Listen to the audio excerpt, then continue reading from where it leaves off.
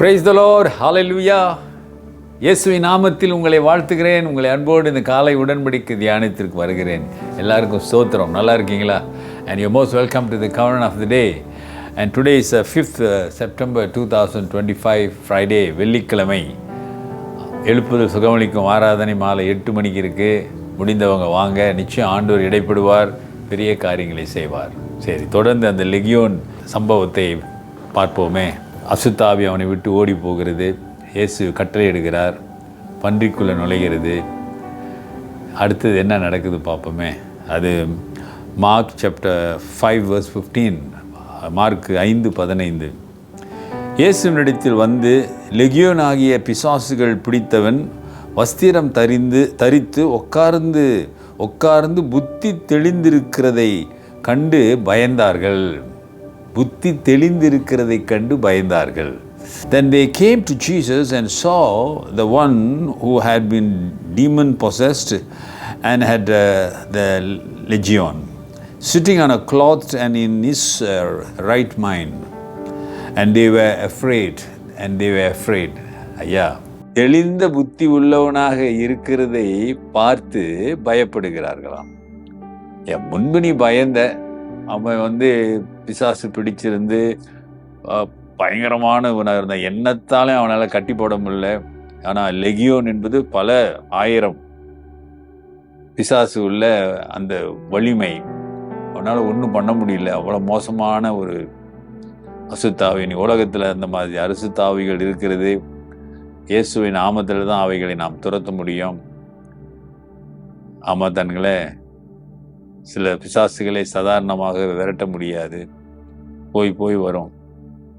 சரி, இப்போ அவனை நல்ல தெளிந்த புத்தி உள்ளவனா இயேசுகிட்ட உட்காந்து இருக்கிறதை கண்டு பயந்தார்களாம். ஆச்சரியமா இருக்கு பாருங்களேன். நல்லா இருக்கும்போது பயப்படுறாங்க, மோசமா அசுத்த ஆவியினாலே ஆட்கொண்டு இருக்கும் போதும் பயந்தாருங்க. இன்னைக்கு கிறிஸ்தவனை ஆகக்கூடாது. should not accept Jesus Christ. கிறிஸ்துவை பின்பற்றக்கூடாது. அவன் குடிகாரனாக இருந்திருப்பான், ட்ரகடிக்காக இருந்திருப்பான், அல்லது திருடனாக இருந்திருப்பான், அல்லது வாழ்க்கையில் மிகவும் மோசமான சூழ்நிலைக்கு போய் வாழ்க்கையினுடைய இறுதி கட்டத்துக்கே போயிருப்பான். இயேசு அவன் சந்தித்ததுனால, இயேசு அவன் ஏற்றுக்கொண்டதுனால அவங்க வாழ்க்கை மாற்றப்பட்டிருக்கும். There was a transformation take place because of the accepted Jesus Christ. Many of them, thousands of people, ஆயிரக்கணக்கானவர்கள் இயேசு ஏற்றுக்கொண்டு அவன் வாழ்க்கையில மாற்றங்கள், முன்னேற்றங்கள், ஆசீர்வாதங்கள். ஆனா இன்னைக்கு நல்லா இருக்கிறாங்க. ஆனா நல்லா இருக்கிறதை பார்த்து கூட ஏன் போறீங்க, ஏன் சேர்றீங்க, நீங்க சேர்றீங்க, மதம் சேர்றீங்க, அப்படிதான் சொல்றாங்க தவிர அந்த மாற்றத்தை கண்டு சந்தோஷப்பட மாட்டாங்க. இன்றைக்கு உலகத்துக்கு மாற்றம் வந்ததே கிறிஸ்தவத்தினால தானே. படிப்பு, மருத்துவம், ஆமா தானே, சுதந்திரம், உரிமை, இவையெல்லாம் கிறிஸ்தவத்திலிருந்து வந்தது தான். கிறிஸ்தவம் வராம இருந்தா எல்லாரும் அடிமையா இருந்திருப்பாங்க. ஆமா, இன்றைக்கே இப்படிப்பட்ட பாகுபாடு சிந்தனைகள் இருக்கும்போது, அந்த காலத்துல 1000 ஆண்டுகளுக்கு முன்பதாக, நல்லா யோசிச்சு பாருங்க, 1000-2000 ஆண்டுகளுக்கு முன்பதாக நம்முடைய சமுதாயம், நம்முடைய மக்கள் எப்படி இருந்திருப்பாங்க? நினைச்சாவே பயமா இருக்கு.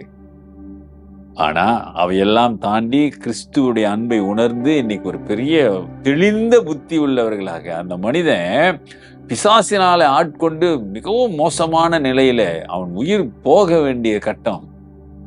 இயேசு அவனை தேடி வந்தார். அவன் தேடி போல இயேசு கிட்ட. இயேசு அவன் இருக்கிற இடத்துக்கு வராரு. ஏன்னா அவனை ரட்சிக்க வேண்டும் என்று ஆண்டவர் விரும்பினாரு. ஆமா, அவர் காண்கிற தேவன் அல்லவா. அவனை சாட்சியாக பயன்படுத்த வேண்டும் என்று கர்த்தர் சித்தம் கொண்டார். அவனை தேடி வராரு. இயேசு வரதை பார்த்தோன்னு தான் மண்டிட்டு கதறுகிறான், என்னை அழிக்கவா வந்தேன்னு சொல்றான். ஆமா தானே? அவ்வளவு அன்பு நிறைந்த இயேசுசாமி, உன்னுடைய சூழ்நிலை அவருக்கு தெரியும், உன்னுடைய பாதிப்பு அவருக்கு தெரியும். ஆனா தெளிந்த புத்தி உள்ளவனா இருந்து, ட்ரெஸ் எல்லாம் இருந்தா அப்ப பயந்தாங்க. இப்ப ட்ரெஸ்ஸோட இருக்கிறான், நல்லா போட்டு அப்படியே ஜெம்மா உட்கார்ந்து இருக்கிறான். ஆனா அதை கண்டு பயந்தார்கள் என்று வேதம் சொல்லுகிறது. ஆமா தானுங்களே, ஆச்சரியமா இருக்குல்ல. இன்றைக்கு உலகம் அப்படிதாங்க. they were afraid. That's a world. நம்ம சுற்றி இருக்கிறவர்கள் அப்படிதான்.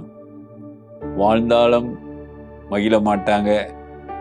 நம்ம கஷ்டப்பட்டாலும் தூற்றுவார்கள். ஆமா தானே? சரி, கடவுளுடைய இயேசுடைய அன்பை நீங்கள் புரிந்து கொள்ள வேண்டும். இப்ப கடவுளுடைய அன்பையும் புரிந்து கொள்ள வேண்டும், மனிதர்களுடைய அன்பையும் புரிந்து. மனிதன் பிசாசினுடைய பிடியிலிருந்து விடுதலையாகி தெளிந்தவனாக இருக்கிறான். அதை கண்டு அங்குள்ள மக்கள் பயப்படுகிறார். பயத்திற்கு இன்னொரு காரணம் இருக்கிறது, அது நாளைக்கு நாம் பார்ப்போம். சரிங்களா? ஒப்பு கொடுப்போம். கர்த்தர் உங்களையும் விடுதலை பண்ணி உங்களுக்கு ஒரு பெரிய தெளிந்த புத்தியை கொடுக்க அவர் விரும்புகிறார். அல்லேலூயா. கிறிஸ்து தான் அது கொடுக்க முடியும். ஜெபிப்போம். நல்ல ஆண்டவரே, இந்த காலை வேளைக்காக நன்றி. இன்றைக்கும் ஒப்பு கொடுத்து ஜெபிக்கிற பிள்ளைகள் மீது ஒரு வல்லமை கடந்து செல்லட்டும். விசுவாசத்தின் பாதையிலே தெளிந்த புத்தி உள்ளவர்களாய் இருங்க. கெர்ச்சிக்கிற சிங்கத்தை போல சாத்தான் அலைந்து திரிகிறான், யாரை விழுங்கலாமோ என்று வசனம் சொல்லுகிறது. அப்பா, நாங்கள் தெளிவா இருக்க உதவி செய்யுங்க. ஒப்பு கொடுக்கிறேன் இயேசுவின் நாமத்தில் பிதாவே, ஆமென். நமது ஆண்டவராகிய இயேசுவினுடைய கிருபை, பிதாவின் அன்பு, பரிசுத்தாவின் ஐக்கியம் உங்களோடு உங்களை ஆசீர்வதித்து காப்பதாக. என் ஆத்துமாவே கர்த்தரை ஸ்தோத்திரி, என் முழு உள்ளமே அவர் பரிசுத்த நாமத்தை ஸ்தோத்திரி. என் ஆத்துமாவே கர்த்தரை ஸ்தோத்திரி, அவர் செய்த சகல உபகாரங்களை மறவாதே. ஆமென், ஆமென். டியர் பிரதர் அண்ட் சிஸ்டர், சகோதரனே சகோதரியே, தெளிவுள்ள மனிதனாக இரு. Take care and God.